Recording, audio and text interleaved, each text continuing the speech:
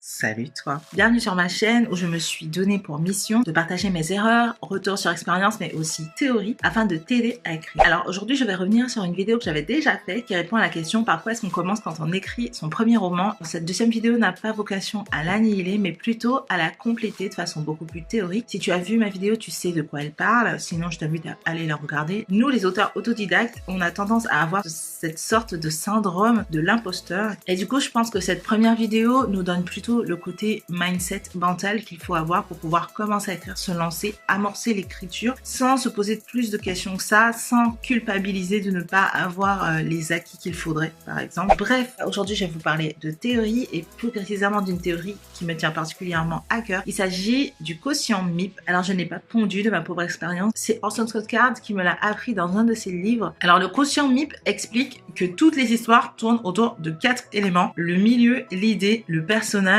et l'événement. En prendre conscience va te permettre de savoir exactement quel type d'histoire tu as envie de raconter. Donc du coup, ça te permettra de savoir par quoi commencer ton histoire. Si un des 4 éléments t'importe plus que les autres, tu pourras savoir également ce que tu vas prioriser au début de ton histoire, mais également un peu la construction de tes personnages. Sachant que je le rappelle, je suis censée être au beau milieu d'une série sur les personnages, mais je me voyais très mal expliquer comment on construit l'interne d'un personnage sans expliquer dans quel type d'histoire ça peut être important. Donc bref, si tout ça t'intéresse, je t'invite à me suivre tout de suite en vidéo. C'est parti!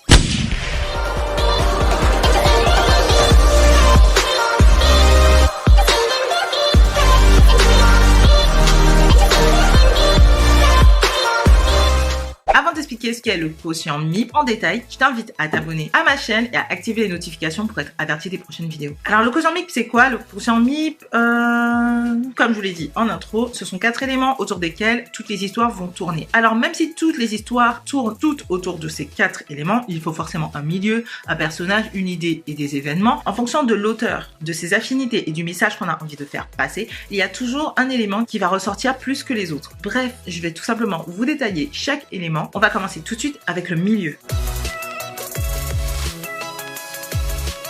On peut parler du monde, de la galaxie, de la société ou même du climat. Chaque histoire a son environnement, a son milieu. Le personnage aura forcément un environnement où évoluer. Dans les histoires de milieu, on observe tout de suite que l'environnement a une grande importance sur l'intrigue. Par exemple, dans Alice au Pays des Merveilles, l'intrigue tourne clairement autour du milieu et d'ailleurs, Alice entre dans le Pays des Merveilles dès les 10 premières minutes du dessin animé. Moi, ce que je retiens des histoires sur le milieu, c'est que généralement, le voyage du héros a une grande importance pour l'auteur. Il n'a pas envie d'orienter les yeux du lecteur sur le monde et ses étrangetés que sur le personnage, son passé, son interne, etc. Et du coup, elle commence avec le personnage qui pénètre dans ce monde imaginaire ou fantastique et il termine quand le personnage en ressort, changé ou pas, dans tous les cas. Lorsqu'il quitte ce monde, l'histoire se termine. Ce que je retrouve aussi souvent dans ces histoires-là, c'est que les personnages, leur personnalité est exacerbée, exagérée. Par exemple, Alice, la candeur et la curiosité qui la poussent tout le temps à découvrir de nouvelles personnes, de nouveaux endroits. Elle fait confiance très facilement et du coup, elle ne se méfie que très peu. Ce qui fait qu'on avance très rapidement dans l'histoire. Pareil pour le lapin obsédé par le temps, le chancelier avec ses chapeaux. Ce sont des personnages qui sont très caractérisés, donc on s'y attache quand même, mais on en sait très peu. Donc vous l'aurez compris, si vous voulez commencer une histoire qui parlera de milieu, vous devez tout de suite introduire le personnage dans le nouveau milieu.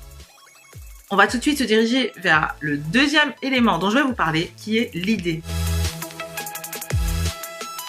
Les histoires sur l'idée prennent racine sur une question. On va retrouver cette structure, par exemple, dans les séries policières où chaque information va nous mener vers une nouvelle piste, puis une autre information va invalider la première pour nous ramener encore sur une autre piste, puis nous ramener au point de départ. Dans tous les cas, les offres de type thriller, énigme ou policière répondent bien à ce type d'histoire. Ce type d'histoire commence généralement par un crime ou un événement qui va soulever une histoire. Je pense par exemple à Dr House qui commence généralement par le moment où le patient va avoir un malaise et par la suite, Dr House va s'acharner pendant tout l'épisode à trouver la source de ce malaise. Donc comme je vous disais, on a un événement, un questionnement et l'histoire s'arrête quand on a répondu à la question. On a ce même schéma lorsqu'on a un crime par exemple qui est commis, on voit la victime se balader dans la rue, on sait qu'il va se passer quelque chose, un crime survient et là les enquêteurs vont se mettre à rechercher des réponses, à savoir qui l'a fait, dans quelles conditions et quelle est l'arme du crime, par exemple. Alors là aussi, vous l'aurez compris, ce type d'histoire commence directement par le crime en question. Je pense par exemple à Murder qui en a fait sa patte. Je ne sais pas si vous connaissez cette série, où chaque épisode commence par des bribes d'informations sur un crime qui va avoir lieu dans le futur. Et du coup, on suit l'épisode tout en sachant qu'il y aura un ou plusieurs morts par la suite. Donc vous l'aurez compris, quand vous commencez une histoire sur l'idée, il ne faut jamais tarder à introduire l'énigme. Parce que si vous ne le faites pas, le lecteur se demandera qu'est-ce qu'il est en train de lire, dans quel but il est en train de lire ça. Et s'il n'a pas de réponse rapidement, il va sûrement refermer votre livre. Mais ça, on aura le temps d'en discuter. On va passer à ma partie préférée,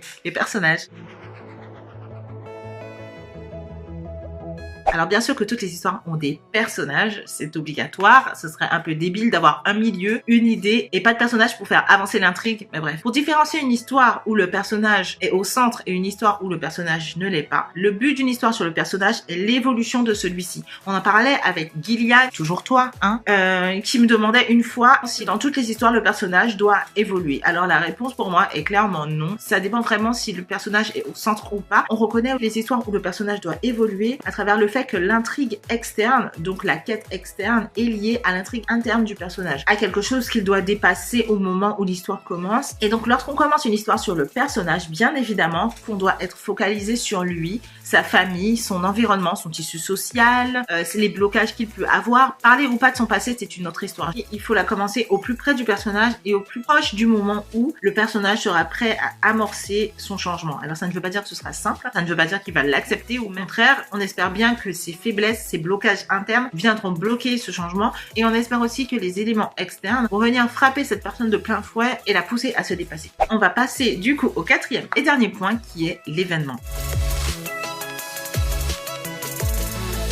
Une histoire tournée sur l'événement peut prendre tout plein de formes. L'événement, c'est quelque chose qui va venir chambouler totalement l'ordre universel. Par exemple, un grand méchant qui sort de nulle part et qui menace l'humanité tout entière. Par exemple, Thanos dans Avengers. D'ailleurs, Avengers, les Marvel, etc., c'est tout à fait un bon exemple d'histoire sur les événements. Je pense aussi au Seigneur des Anneaux avec Sauron. Toutes ces histoires parlent d'un grand méchant qui sort de nulle part, qui renaît et qui vient bouleverser l'ordre naturel des choses. Alors dans ce type d'histoire, l'idée n'est pas de commencer dans le passé, à la naissance de Sauron par exemple. On l'explique à travers les personnages au début de l'histoire, lorsque le héros est prêt à partir pour renverser la situation. Il peut tout simplement s'agir d'un élu ou d'un super héros trop canon qui s'allie à plein d'autres super héros trop canons pour pouvoir sauver la planète.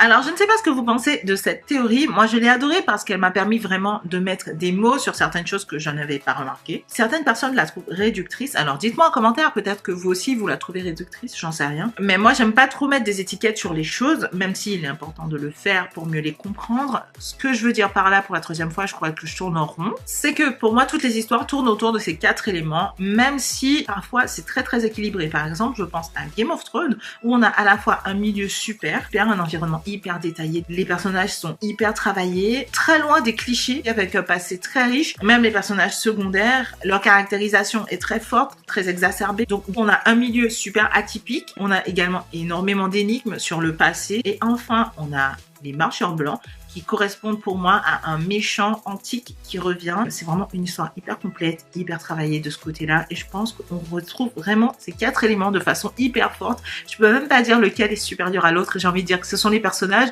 mais en fait non, après il y a les événements qui reviennent, après il y a l'idée avec un peu ce mystère autour de Jon Snow, et le milieu qui est constamment là, quoi. Bref, pour moi, R. Martin, c'est un fou, je peux pas expliquer. Donc, pour finir, pour conclure, que Scott Card nous dit, Orson Scott Card. Scott Card nous dit, c'est qu'il faut terminer l'histoire comme elle a commencé. Donc, commencer l'histoire avec l'élément qui va conditionner la structure. Seulement, dans un autre sens, je trouve ça assez catégorique parce que on peut très bien commencer par une histoire qui semble s'intéresser principalement au milieu et puis se retrouver dans une histoire sur les personnages, ensuite jongler avec une énigme. Dans tous les cas, je ne pense pas qu'un roman doive se contenter d'une seule part de gâteau quand il peut avoir les 4. Mais d'un autre côté, je suis contente de connaître ces 4 éléments car ils m'ont permis de conscientiser mes propres mécanismes de création et ils m'ont aussi permis d'éviter certaines erreurs pour mieux annoncer à mes lecteurs de quoi va parler mon livre. Par exemple, quand j'ai commencé mon livre fantastique, encore une fois, je parle que de lui, sur la jeune fille avec le pouvoir qui se met à dos sa meilleure amie et blablabla. Bon, vous l'avez déjà entendu cette histoire. En fait, la première fois que je l'avais écrit, je l'avais publié sur Wattpad et la première scène parlait de 2 policiers qui l'interrogeaient sur le meurtre de sa meilleure amie. Et donc du coup, les lecteurs sont venus me dire, ah oui, super et tout, ton personnage a des pouvoirs de prédiction, et donc, est-ce qu'elle va aider les enquêteurs à trouver des enfants disparus ou quoi? Et là, j'ai dit, non, pas du tout. Et les enquêteurs, est-ce que tu vas leur donner un nom par la suite?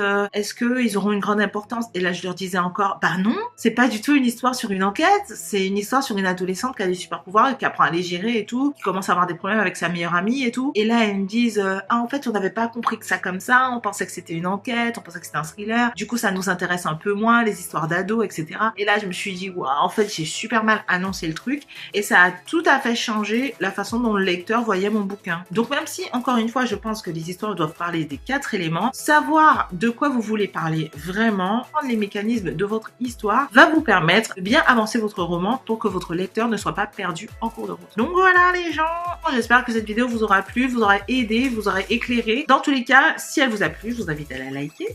Je vous invite également, encore une fois, à vous abonner si ce n'est pas encore fait, à activer les notifications. Sachez que vous pouvez me suivre sur les réseaux sociaux. Et puis surtout, j'ai créé un petit book sur les 5 erreurs à ne pas faire pour créer un personnage profond. Pour ceux qui s'étaient plaints de ne pas avoir le lien lors du lancement de cet e-book, complètement gratuit, je vous rassure, il est en description tout de suite. Cette fois-ci, c'est bon. Vous pouvez le télécharger. Pour vous dire de plus, c'est tout pour aujourd'hui. Je pense que je vais reprendre sur les personnages la prochaine fois. Et j'hésite encore entre la hiérarchie des personnages, la construction de la quête en fonction de l'interne du personnage, donc vous l'aurez compris, sur les histoires qui parlent de personnages, sur l'arc transformationnel, bref, je peux parler de plein de sujets. Dites-moi peut-être en commentaire que vous avez envie de commencer par quelque chose de précis. Je sais que Guylaine m'avait parlé la dernière fois de la description des personnages. N'hésitez pas à me dire, ça va m'orienter plutôt, parce que je vous avoue que là, j'ai pas encore tourné la vidéo et je sais absolument pas encore de quoi je vais parler. Donc voilà, je parle beaucoup aujourd'hui. Que vous dire de plus? Ça, c'est tout. Je vous dis à la prochaine. Je vous fais du coup de gros bisous et je vous dis à très bientôt pour une prochaine vidéo. Ciao!